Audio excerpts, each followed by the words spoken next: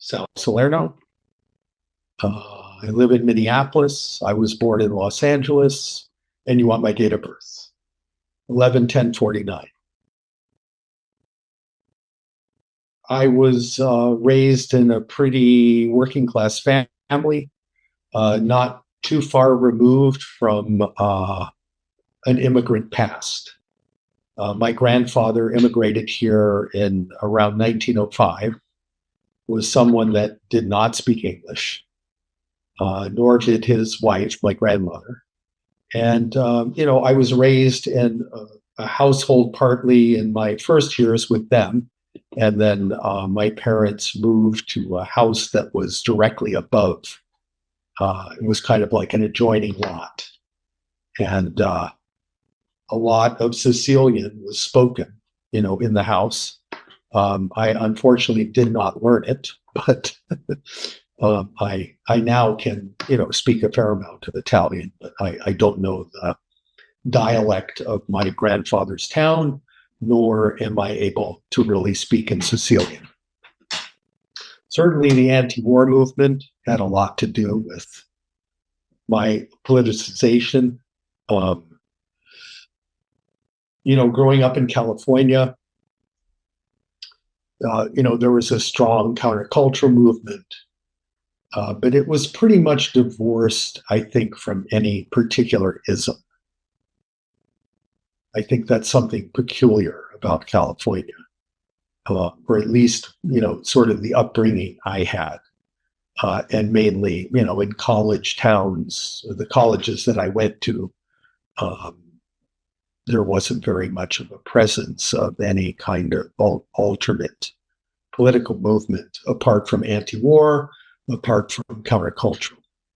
I think it wasn't until I moved to Minneapolis that I became aware of more connecting the way I felt to a particular political ideology. And I think it had a lot to do with the fact that in Minneapolis at that time, this is like 1972, so the Leonard Peltier trial was going on, and it was in some stage, I believe. It's hard for me to remember exactly, but I met a lot of the folks connected to the defense work of Leonard Peltier and worked on a project in Minneapolis. This is now going to the mid-70s, in which I met these people. And this was a very conservative project that was funded by the LEAA, and I forget exactly what that an acronym was, but we were tasked with looking at community-based and alternative incarceration programs throughout the country. And it was a 6-month project.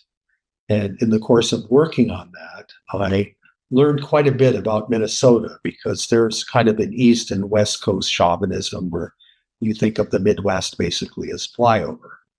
And it was kind of a real awakening to be in Minnesota, because it was one of the 3 states that had a general strike and still had a very powerful sense of the sort of solidarity that went into creating that strike, and something called a Farmer Labor Party, which, was like, what's that?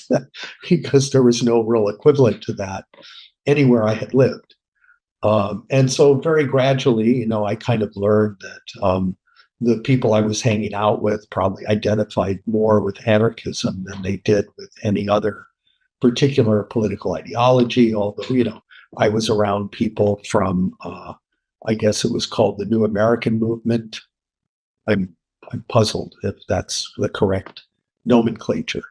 But those were folks that were essentially Marxist-Leninists and had what seemed to me some peculiar ideas about how they identified with the working class. And they were, of course, as was everybody, part of the co-ops and the co-op movement in Minneapolis at that time.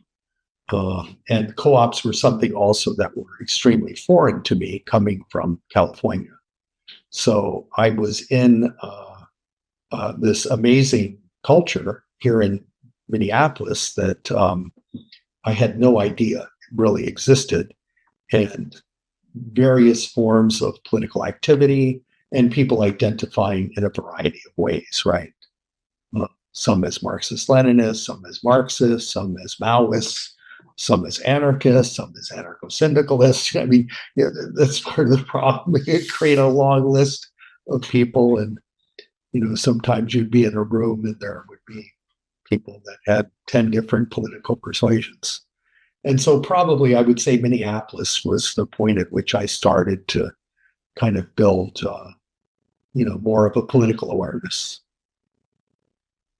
in the sense of like the importance of social movements and ways social movements got connected to various political ideologies and how those ideologies sometimes meshed and sometimes didn't mesh with, unions and the different forms of unions, which again, for me, I knew very little about since as a college student, basically, I was, working these really terrible jobs, stacking cases of 7-Up and working in a factory where I made banana hands for monkeys. So it's a pretty weird upbringing, trying to have these jobs to pay for college in the fall. And that was a point at which you could actually do that. I mean, today, impossible. But back then, there were just education fees and registration fees. So college was, in the state college system, I think even in UC, I mean, it was like extremely inexpensive. I think that some of what it might have boiled down to was just the kind of feeling that you got being around people and the ways they identified politically. And then you could see from your interactions with them the way that they might be connected to larger communities and to ways that they saw, what was really necessary in terms of the type of action that they would be taken given the sort of political philosophy that they were connected to. And certainly some of the versions of leftist politics seemed a lot more authoritarian.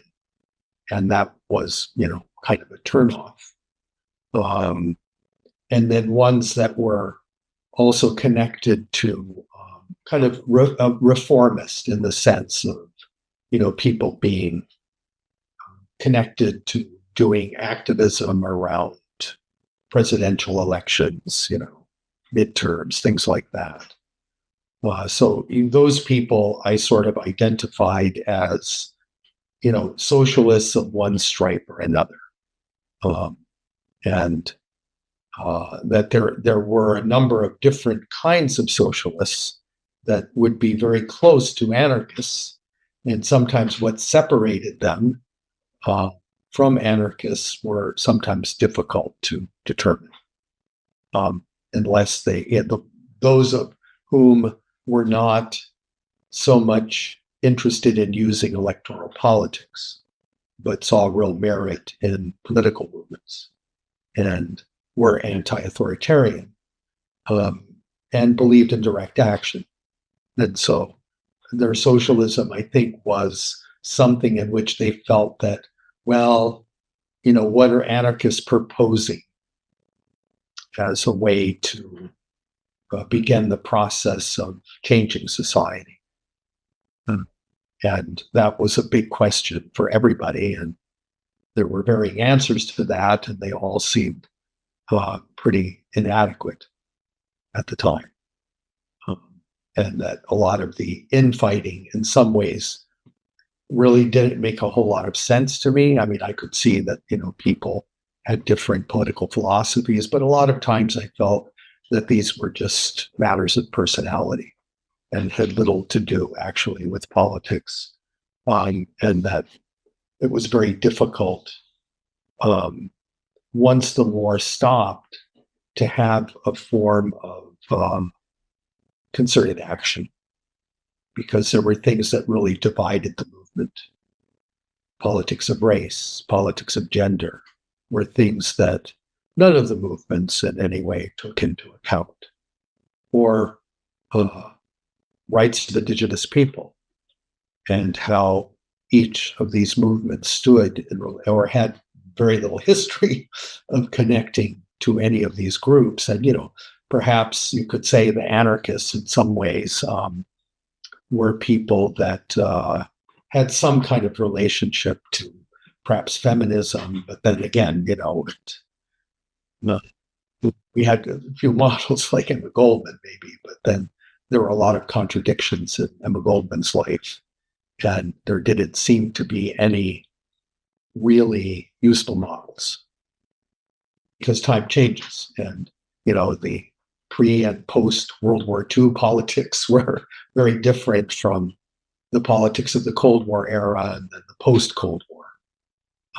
And so it was, I think, really difficult at some point for the movements to really rely on their pasts, because their pasts were not connected to the struggles of indigenous people, the struggles around race and imperialism, struggles around, gender, and kind of what that's grown into today. I mean, now the gender thing is very large, much larger than it was in the time that I was being influenced by the things around me. That there was much less of a presence, gay and transgender and things like that, although I'm realizing that wasn't so true of one of the groups I was involved with, but we'll save that for later. I guess that I've kind of left off where I'm in Minneapolis. And then, of course, I was accepted into graduate school. I came into Boston. In Boston, I remained connected to the National Jury Project, because the National Jury Project, some of its individuals were people that had worked on Wounded Knee and saw the importance of being able to assist attorneys in the voir dire process, and that's where the jury selected, and trying to help attorneys figure out ways to identify bias. And so, I remained connected to that group. And that the first trial they actually worked on was Susan Sachs. And so they came to Boston and kind of hung out in my living room. And I was at that point at Brandeis, and some of the professors from Brandeis actually were subpoenaed as witnesses. And I was very appalled at how little they were willing to say. So those trials were really educational for me. Wendy Yoshimura, I can't remember all. There was a whole slew of political trials at that point of activists, not only the Weather Underground, but other people as well. And of course, referencing back to Leonard Peltier and his co-defendants. Nino Butler, and I'm forgetting the third person, but at any rate, because that whole took a really disastrous turn and ended up where the co-defendants got off arguing self-defense, and then they kind of made an example of Leonard. So all of that stuff was going on, and I kind of maintained contact with people that were connected to that movement. I was at Brandeis, which had its tradition of being kind of a liberal institution. I saw that it was unfortunately a little bit too elitist for my blood, but being there and having the freedom to kind of work in whatever way I wanted to. Basically, I was in the sociology department, but I basically wrote a dissertation that was more like social and cultural history. And so there was some point in Boston where, I'm remembering, it was some anniversary of the execution of Sacramento City. And I'm not sure how I learned about it, But I ended up going to the Boston Public Library, listening to the speakers, David Week, Paul Average, and others. And I was really blown away because I didn't know that history at all. And I think that I would mark that as kind of a turning point, that it seemed to me that, oh, there is like a political movement other than fascism that's connected to Italy and connected to Italian immigrants and this whole anti-clerical, a lot of different dimensions to it. And so learning about Sacco Vanzetti was very key. And then I kind of fell in with this group of people who, that edited a journal called Black Rose. And Black Rose was a small anarchist group in Boston. And the years were probably, I don't know, maybe late 70s now. And it was a group that was also very divided. But in addition to the journal, would have like talks, would invite people to speak because they were able to get like the auditorium at MIT. So Howard Zinn, for example, was like a frequent speaker at this, and others whose names at the moment are just escaping me because I'm trying not to get too much detail. And around that time, I also joined a group called the Living Newspaper. And the Living Newspaper was modeled, of course, after the one in the 30s. And we did a lot of agitprop theater. And we did it in the basement of a bookstore called Red Book that was in Boston. And then we also used the Newbury Street Theater. We used whatever spaces we could. Sometimes we'd go out to picket lines and do our little agitprop stuff. And, we'd change the shows every week. And then, I don't know, I maybe did that for a good 5 years or so. And then the kind of the politics of it became a lot murkier, a lot more difficult, because at that point, a lot of the magazines and journals and things that we depended on to write our shows kind of went out of publication. It was a thing of it became more and more difficult for us to generate material. And so it's kind of that sort of was the social soup that I swam in. And, I could see that there were factions within even this small anarchist group. There were, and sometimes it was difficult for them even to put out the magazine, the journal. And, I ended up writing a couple of pieces for it. I think they were mainly like book reviews. And I basically finished my dissertation eventually, and then left Boston and moved to Minneapolis. And in Minneapolis, it was kind of a struggle finding work. And, I was connected to people here that were like community activists, artists. And I guess, to a certain extent, that was a kind of community that I moved very easily within. And I became a member of an organization called the Alliance for Cultural Democracy. And in an odd way, that was something ultimately that connected me to issues in Indian country. So I got a call one day from a person in Arizona because I was the recording secretary. And he asked me if I knew about the situation with Mount Graham and the struggle of the Apaches there. And I said, no, I didn't. And he said, well, the Vatican is involved. The Max Planck Institute is involved. The University of Chicago. And it's a long list of people that wanted to put a telescope on Mount Graham. So I ended up writing about that. And that I think at some point, people in the Native American press, the Circle, sort of reached out to me and asked me to reprint the article. So for a while, I did articles for them on the desecration of sacred sites, and was involved then with an organization called the Higher Education Consortium for Urban Affairs, HECUA. And I was the director of a program there called City Arts, where we looked at the connection between art and politics. And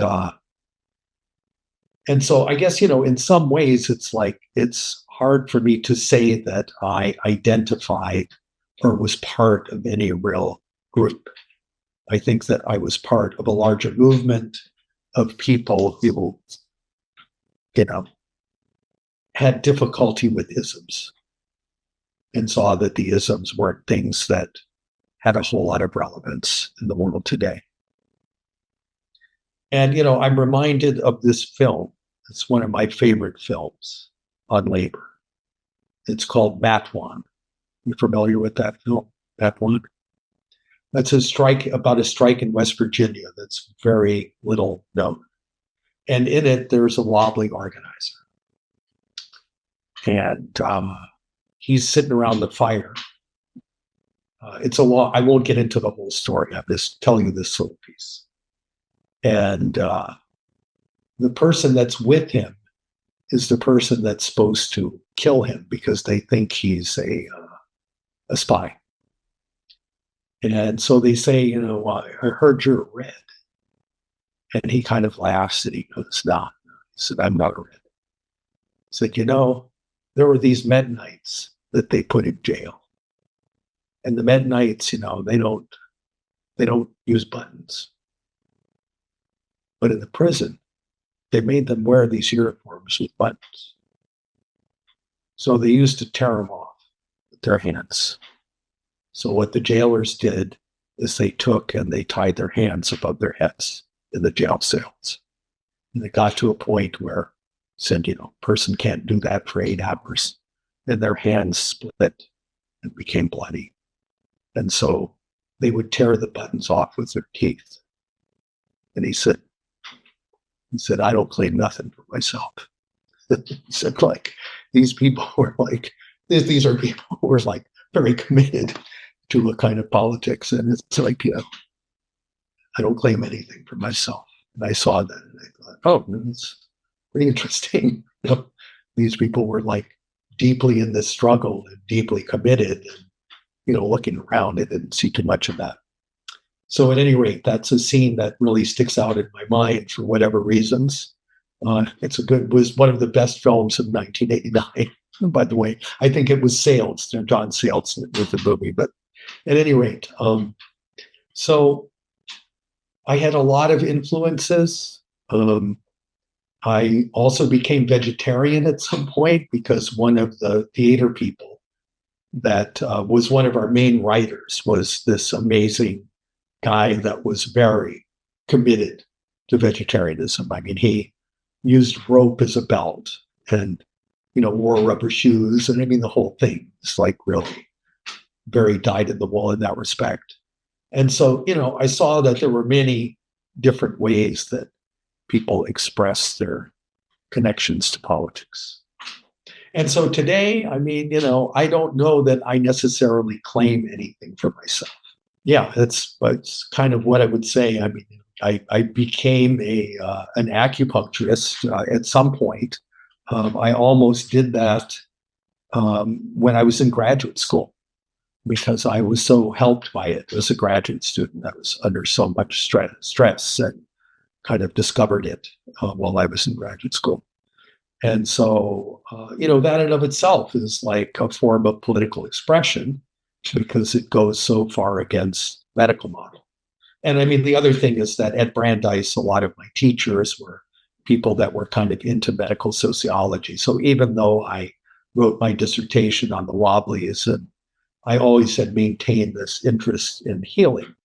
And I think that also partly comes from my family and my grandmother, who was very good with herbs and cooking as a way of helping people heal.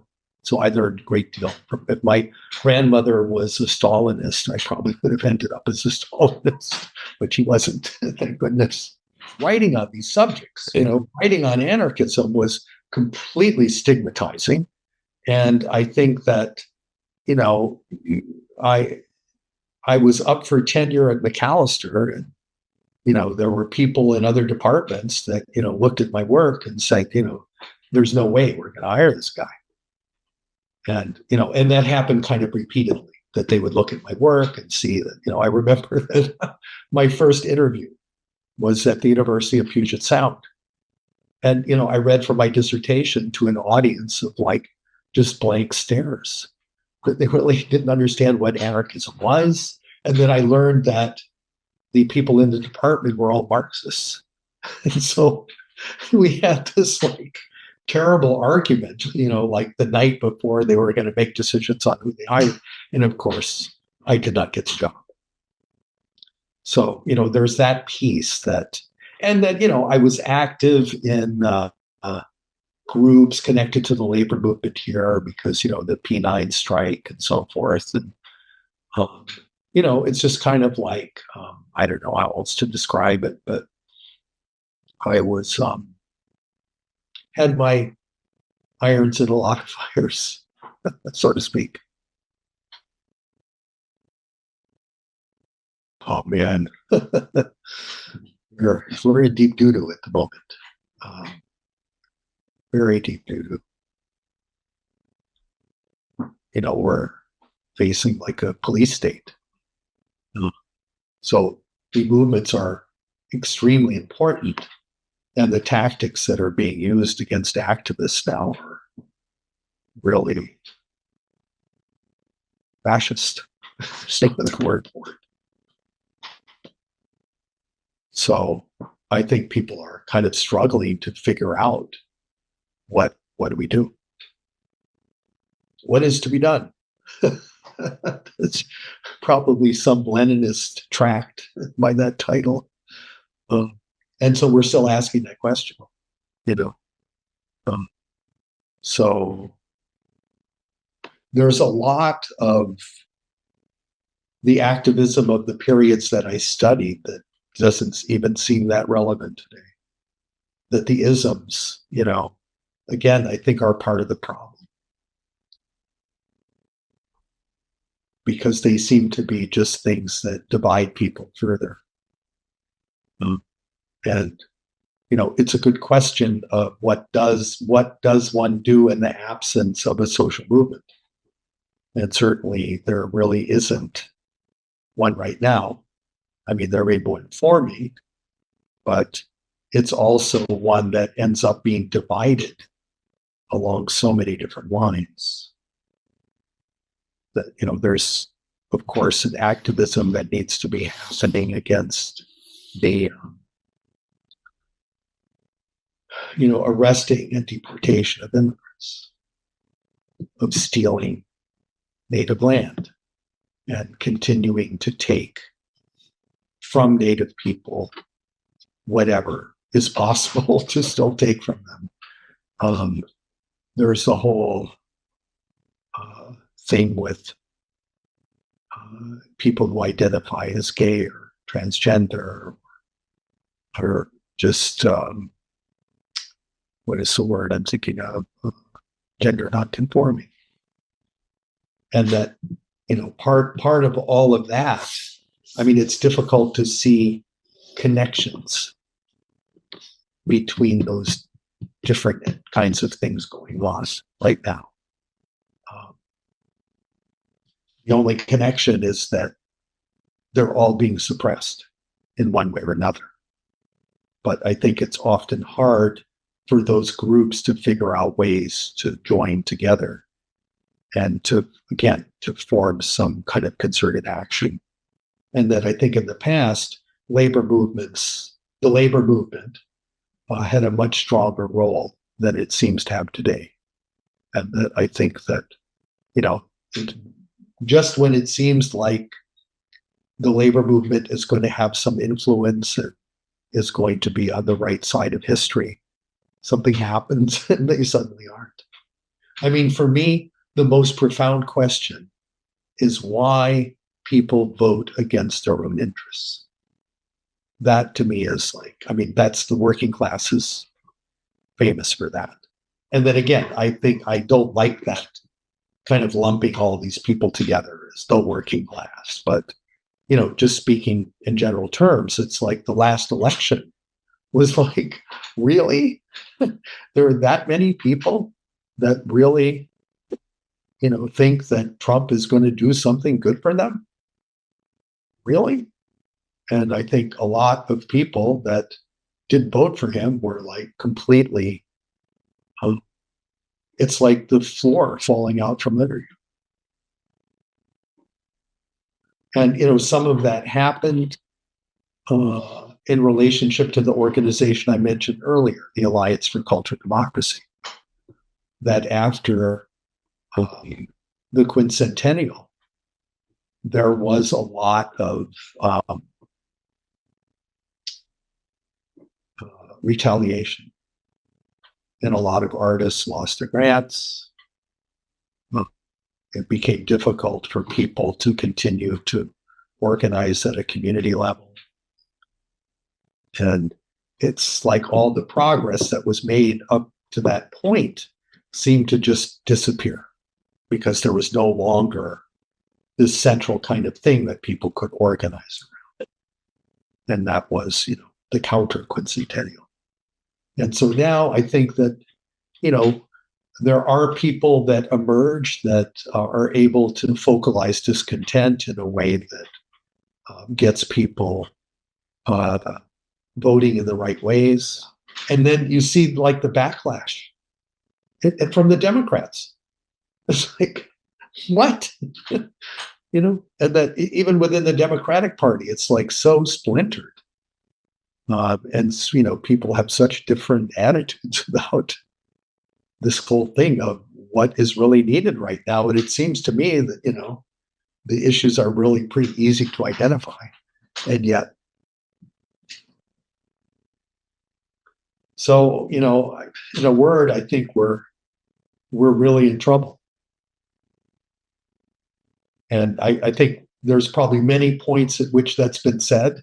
And so the other problem is that I think one of the things that fascism is really good at doing is sort of like neutralizing language and, changing reality just by repeating over and over again lies and firing or getting rid of anybody that, you don't agree with. And so all of those things, I think, make for enormous challenges in relationship to, what at this point really counts as a political action.